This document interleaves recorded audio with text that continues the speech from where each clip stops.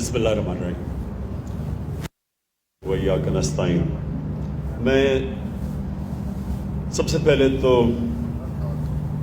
Chief minister Punjab اور government Punjab کو آج خراج تحسین پیش کرتا ہوں۔ گورنر صاحب، ministers, provincial ministers, federal ministers اور ہماری سینئر بیوروکریسی، میں آج آپ سب کے سامنے اپنی خوشی کا اظہار کرنا چاہتا ہوں، کیونکہ آج جدھر ہم پہنچے ہیں اس کے پیچھے کافی کام ہوا ہے۔ سب سے پہلے تو یہ ممکن ہی نہیں ہو سکتا تھا جب تک ہمارا ایک بڑا امپورٹنٹ قانون تھا فور کلوجر لا، یہ جب تک یہ قانون پاس نہیں ہوتا تھا کئی سالوں سے، تو اس کو 2 سال لگے اس قانون کو پاس کرنے کے لیے، اور اس میں آج خاص طور پہ اپنی عدلیہ کا شکریہ ادا کرتا ہوں کہ وہ اگر یہ ہماری نہ مدد کرتے اور یہ قانون نہ پاس ہوتا تو آج ہم یہ پریزنٹیشن نہ کر سکتے، کیونکہ فور کلوجر لا ایک ایسا قانون ہے کہ اس کی وجہ سے بینک فائنانس کرتا ہے۔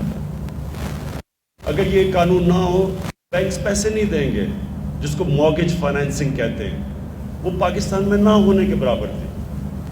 ہمارا 0.2% ٹوٹل پاکستان کی مارگیج فائنانسنگ تھی، جو کہ مغرب کے اندر، یورپ میں، امریکہ میں 80% سے اوپر۔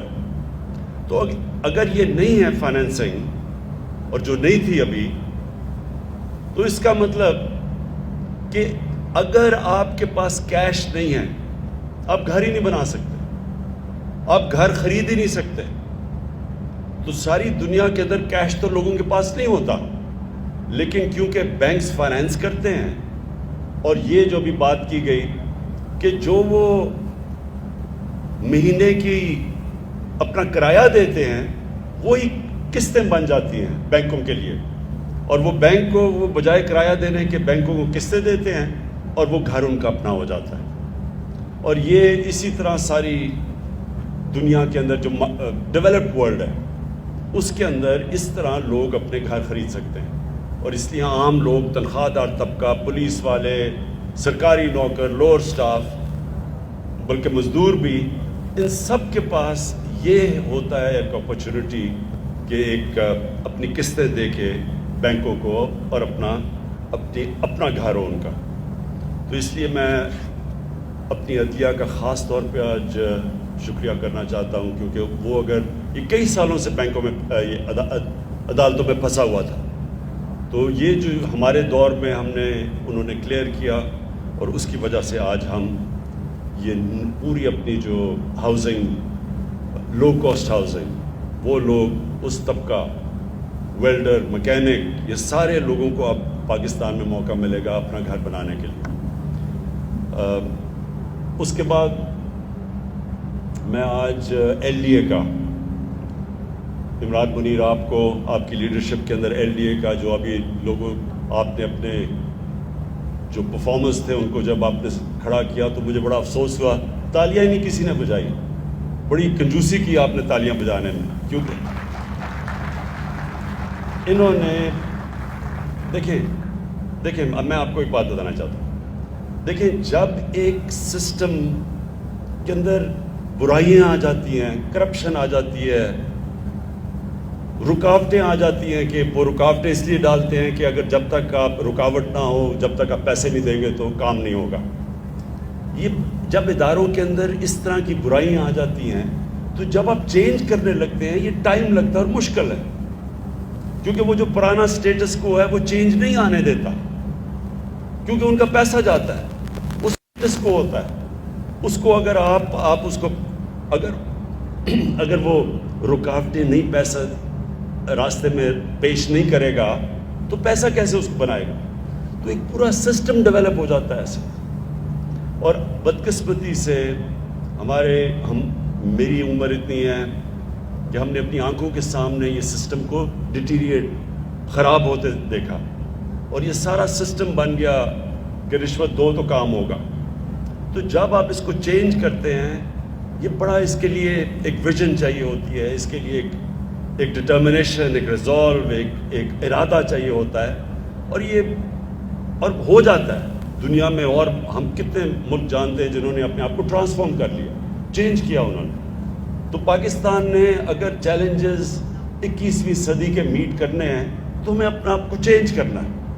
تو مجھے اس لیے خوشی ہے کہ عمران منیر نے بڑی، ان کے ہوتے ہوئے LDA نے اور پھر پوری پنجاب گورنمنٹ کی بیکنگ تھی، انہوں نے بڑے چینجز لے کے آئے ہیں، آٹومیشن لے کے آئے ہیں. اگر ہم نے اپنی ایز آف ڈوئنگ بزنس اور کاسٹ آف ڈوئنگ بزنس نیچے لے کے آنی ہے تو آٹومیشن آنی پڑے گی. آٹومیشن کی بڑی ریزسٹنس ہے سارے سسٹم میں. ہر ادارے میں رکاوٹ کوشش کی جاتی ہے کہ یہ آٹومیشن نہ آئے، کیونکہ جیسی آٹومیشن آتی ہے رشوت آٹومیٹکلی ختم ہو جاتی ہے، کیونکہ مشین تو رشوت نہیں لیتی. تو LDA نے بڑی امپرومنٹس کی اپنے اندر، اور یہ جو نقشے پھنس جاتے تھے، پرمیشنز نہیں ملتی تھی، اور پھر پیسہ، تو انہوں نے، میں خاص طور پہ آج آپ کو خراج تحسین پیش کرتا ہوں LDA کو. پھر نیا پاکستان ہاؤسنگ، جنرل حیدر، آپ کو بھی میں آج اور آپ کی ٹیم کو خراج تحسین پیش کرتا ہوں، کیونکہ انہوں نے کنسٹرکشن سیکٹر کے اندر ساری رکاوٹیں، ساری تو نہیں لیکن بہت رکاوٹیں ہٹا دی. اور اس کے لیے FBR کے ساتھ بیٹھ کے ان کے ساتھ پوری کہ کیسے انسینٹیوائز لو کاسٹ ہاؤسنگ کر سکتے ہیں، کیسے لو کاسٹ ہاؤسنگ میں ٹیکس بریکس دے سکتے ہیں. تو یہ بھی ایک بڑا لمبا پروسیس تھا. پھر بینکوں کے ساتھ بیٹھے، اسٹیٹ بینک کے ساتھ بیٹھے کہ اسٹیٹ بینک کے ساتھ انہوں نے، پھر اسٹیٹ بینک نے لیڈرشپ دی بینکس کو، کیونکہ بینکس کو عادی نہیں ہے بینکس کہ چھوٹے لوگوں کو قرضہ دیں اور ہاؤس فائنینسنگ کے لیے، کیونکہ یہاں تو کانسیپٹ تھا ہی نہیں. تو اس کے لیے بھی جنرل حیدر نے اسٹیٹ بینک کے ساتھ بیٹھ کے، FBR کے ساتھ بیٹھ کے، پھر یہ جو اتھارٹیز کے ساتھ بیٹھ کے ون ونڈو آپریشن کی طرف جانے کے لیے بڑی کوشش کر کے آج تک ہم یہاں پہنچے ہیں. اور اس کا سب سے واضح چیز یہ ہے کہ پچھلے اس 1 مہینے کے اندر پاکستان کی تاریخ کی سب سے زیادہ سیمنٹ کی سیلز ہوئی ہیں. سب سے زیادہ سیمنٹ بکا ہے. تو اس کا مطلب یہ کہ کنسٹرکشن سیکٹر اب آگے بڑھنا شروع ہو گیا ہے. اور کنسٹرکشن سیکٹر ایسا ہے کہ 30 اور انڈسٹریز کنسٹرکشن کے ساتھ جڑی ہوئی ہیں. تو بیسکلی اگر ایک سیکٹر جس سے ساری اکانومی اٹھتی ہے، جس سے روزگار ملتا ہے، اور ہمارے لیے بڑا چیلنج ہے روزگار، ہمارا ینگ پاپولیشن ہے، روزگار ملتا ہے، گروتھ ریٹ بڑھتی ہے، ویلتھ کریشن ہوتی ہے، وہ ہے کنسٹرکشن سیکٹر. اور یہ جو کوششیں سب نے کی، اتھارٹیز نے، LDA نے، CDA نے، ادھر پشاور ڈیولپنگ اتھارٹی نے، انہوں نے بڑا کام کیا یہ آسانیاں پیدا کرنے کے لیے. اور پھر نیا پاکستان ہاؤسنگ نے ان کے ساتھ، سب کے ساتھ مل کے کوآرڈینیٹ کیا. پھر بینکنگ سیکٹر. اور آج میں اسپیشل خراج تحسین پیش کرنا چاہتا ہوں پنجاب بینک کے پریزیڈنٹ ظفر صاحب کو، کیونکہ انہوں نے باقی بینکوں سے بڑے آگے بڑھ کے انہوں نے کام کیا اور پھر فیسیلیٹیٹ کیا. بینکنگ کے اندر بھی لیڈرشپ چاہیے. ہر بینک کا جو ہیڈ ہوتا ہے اس میں ویژن نہیں ہوتی، وہ تو یہ دیکھتا ہے کہ کس طرح میں نے نفع کمانا ہے. لیکن جو آؤٹ اسٹینڈنگ بینکرز ہوتے ہیں ان کو یہ سمجھ آتی ہے کہ جتنا آپ اکانومی کو گرو کروائیں گے تو سب کا ہی فائدہ ہوگا، بینکنگ کا بھی فائدہ ہوگا، کہ جتنی بڑی اکانومی ہوگی اتنا ہی بینکس کے پروفٹس ہوں گے. تو اس کے اندر کئی دفعہ بینک مینیجرز آسان راستہ لے لیتے ہیں، ڈپازٹس، گورنمنٹ کے ڈپازٹس رکھوا کے. تو کئی جو اب آؤٹ اسٹینڈنگ نظر آ رہے ہیں مجھے بینکس، جو کہ اب اکانومی کو اٹھانے کی کوشش کر رہے ہیں، اس میں سے بینک آف پنجاب سب سے آگے. اور میں پھر سے آپ کو خراج تحسین پیش کرتا ہوں. میں آخر میں جو بات کہنا چاہتا ہوں وہ یہ ہے کہ دیکھیں، ایک جب لوگ کہتے ہیں جی نیا پاکستان کدھر ہے، جی نیا پاکستان، مدینہ کی ریاست کیا کدھر ہے جی مدینہ کی ریاست، تو میں آپ سب کو بتانا چاہتا ہوں، دیکھیں یہ نیا پاکستان اور جو ہم نیا پاکستان ماڈل کرتے ہیں کہ نبی صلی اللہ علیہ وسلم نے جو ایک ایسا دنیا میں مدینہ میں ماڈل بنایا تھا جس کے اوپر دنیا کا سب سے عظیم سویلائزیشن بنا تھا، وہ کوئی اصولوں کے اوپر بیس تھا، 2 اصولوں پہ تھا۔ ایک رول آف لا، یہ یاد رکھیں قانون کی بالادستی۔ کبھی دنیا میں کوئی سویلائزیشن اوپر نہیں آیا جس کے اندر قانون کی بالادستی نہیں ہوئی۔ جب ہمارے نبی صلی اللہ علیہ وسلم نے کہا تھا کہ تمہارے سے پہلے بڑی قومیں تباہ ہوئیں جدھر طاقتور کے لیے ایک قانون اور کمزور کے لیے دوسرا قانون، یعنی کہ قانون کی بالادستی نہیں تھی۔ اور پھر انہوں نے دوسری بات کہی کہ میری بیٹی فاطمہ بھی اگر قانون توڑتی ہے اس کو بھی سزا ملے گی، قانون سے اوپر نہیں ہے۔ اور وہ بیسس تھا ایک چیز کہ جس کے اوپر ایک دنیا کا عظیم سویلائزیشن کھڑا ہوا۔ یاد رکھیں شروع میں آتے ساتھ ہی وہ دودھ کی نہریں نہیں بہہ رہی تھی مدینہ میں، مشکل وقت تھا، بھوک تھی، غربت تھی مسلمانوں میں، خطرہ تھا، لیکن جو بنیاد رکھی گئی قانون کی بالادستی کے اوپر، انصاف پہ، رول آف لا پہ، وہ بیسس بنا ایک سویلائزیشن کا اوپر آنے کا۔ اور جو بھی سویلائزیشن اوپر آیا ہے وہ باقی لوگوں سے زیادہ اس سویلائزیشن میں قانون کی بالادستی ہوتی ہے۔ جو سب سے خوشحال ملک ہیں اسکینڈینیویا، ادھر آپ چلے جائیں کہ یورپین ملک، جرمنی، انگلینڈ چلے جائیں، سب سے زیادہ چیز یہ ہے کہ کوئی قانون سے اوپر نہیں ہے، وہاں کوئی پریولیج کلاس نہیں ہے، کوئی یہ نہیں کہہ سکتا کہ جی باقیوں کے لیے قانون ہے، میں تو قانون سے اوپر ہوں، مجھے تو ملک کا قانون ہاتھ نہیں لگا سکتا۔ تو ایک یہ ہے، اور اس کے لیے آج پاکستان میں آپ دیکھ رہے ہیں کہ پوری مکمل جنگ چل رہی، بڑے بڑے مافیاز ہیں، پہلی دفعہ ان کو قانون کے نیچے لانے کی کوشش ہے، بڑے بڑے پولیٹیکل مافیاز ہیں، ان کو وہ ریزسٹ کر رہے ہیں قانون کو۔ اور یہ ہے اصل میں ڈیفائننگ مومنٹ پاکستان کا، کہ انشاءاللہ جیسے جیسے ہم قانون کی بالادستی قائم کریں گے ایک معاشرہ آزاد ہو جائے گا۔ معاشرہ آزاد ہی تب ہوتا ہے، میریٹوکریسی آتی تب ہے جب قانون۔ اور دوسری چیز، انہوں نے ایک انسانیت کا نظام لے کے آئے تھے، فلاحی ریاست، غریب تھے، مسلمانوں کے پاس پیسہ نہیں تھا مدینہ میں، لیکن انہوں نے ایک انسانیت کا نظام لے کے آئے تھے۔ ایک ریاست نے ذمہ داری لی تھی اپنے کمزور طبقے کی، ریاست نے بنیادی ضروریات اپنے کمزور طبقے کی پوری کی تھی، پیسہ بھی نہیں تھا۔ تو ہم بھی وہ کوشش کر رہے ہیں۔ سب سے پہلے بہت بڑا ایک نعمت اس قوم کے لیے، غریب آدمیوں کے لیے، health card, health insurance, universal coverage, جو اب اس وقت پختونخوا میں سارے شہری کور ہو چکے ہیں، ہر گھرانے کے پاس ہیلتھ کارڈ ہے، کسی اسپتال میں جا کے 10 لاکھ روپے تک اپنا علاج کروا سکتے ہیں۔ یہ تو ڈیولپڈ ملکوں میں بھی یونیورسل ہیلتھ کوریج نہیں۔ دوسرا، پنجاب نے جو چیلنج لیا ہے، پنجاب سب سے بڑا 60% پاکستان ہے، سال کے اینڈ تک پنجاب نے چیلنج لیا ہے کہ سارے پنجاب کے شہریوں کو ہیلتھ کارڈ ملے گا، ہیلتھ کوریج ملے گی۔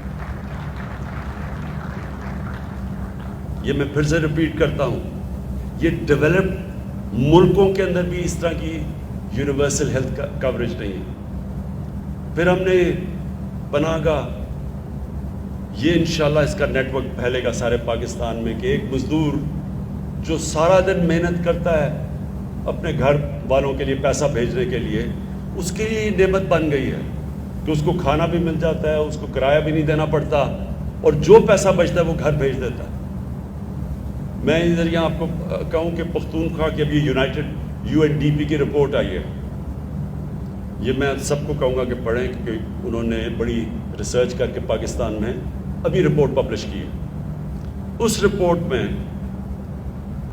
پچھلے 6 سال میں جس صوبے میں سب سے زیادہ غربت کم ہوئی ہے اور جس میں سب سے زیادہ ہیومن ڈیولپمنٹ ہوئی ہے، یعنی انسانوں کے اوپر انویسٹمنٹ ہوئی ہے، وہ خیبر پختونخوا ہے،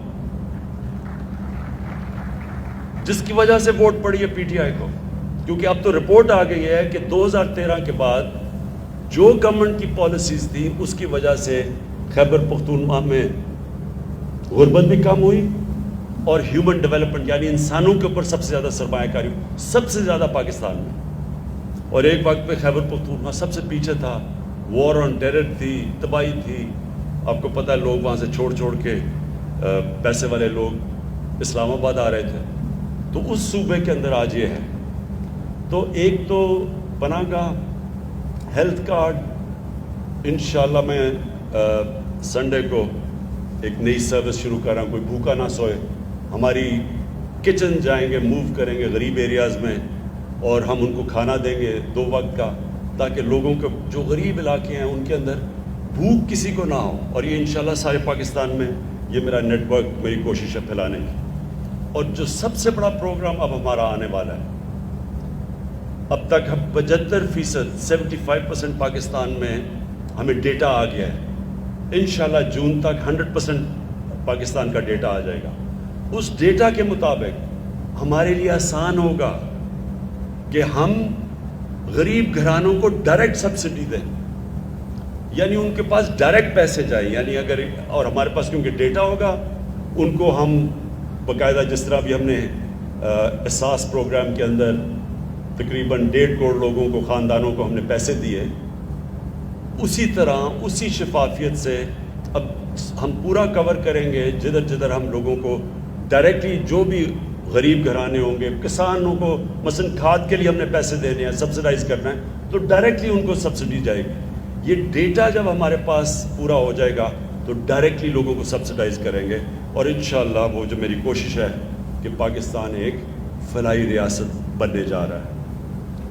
मैं आखिर पे फिर से आप सबको मुबारक देता हूँ, चीफ मिनिस्टर साहब आपको, LDA में इमरान मुनीर आप और आपकी टीम को, जनरल हैदर नया पाकिस्तान में आपको, और last but not the least Punjab bank में ज़फ़र आपको, अब सबको मैं आज खिराज तहसीन पेश करता हूँ। शुक्रिया।